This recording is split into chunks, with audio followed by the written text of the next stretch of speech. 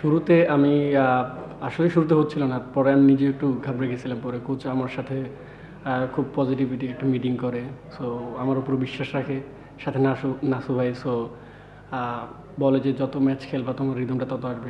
So ওইটা নিয়ে আমি প্র্যাকটিসে কাজ করতেছিলাম, বেশি বেশি করে নতুন বলে বোলিং করতেছিলাম। সো আলহামদুলিল্লাহ আবার ব্যাক চলে আসছে। পেমেন্টের ইস্যুটা আসলেও কি বলবো, সো আমার মনে হয় উনি আজকে অনেক প্লেয়ারকেই দেওয়ার কথা। সো দেখা যাক, আজকে দিনটা পার হলে বুঝতে পারবো যে কতটা। হ্যাঁ, আমি টুর্নামেন্টের শুরুর আগে আলহামদুলিল্লাহ পাইছি। সো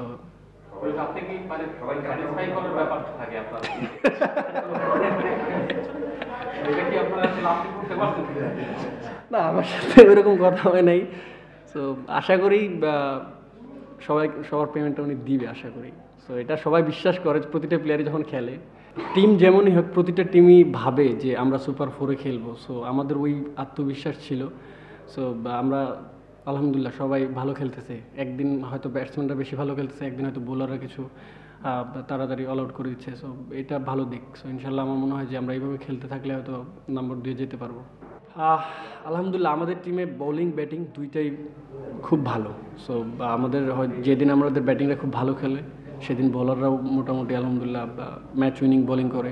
যেদিন আমাদের বোলিংরা ম্যাচ উইনিং বোলিং করে, ব্যাটিংরাও চেষ্টা করে শেষ করার। সো আমরা আলহামদুলিল্লাহ একটা ব্যালেন্স টিম বলা যায়।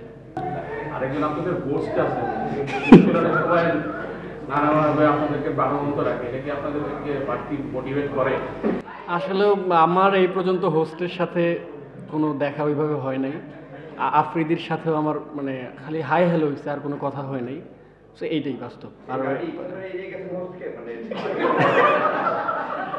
আমি আসলে মনে করি না যে একটা হোস্ট কোনো প্লেয়ারকে চাঙ্গা করে।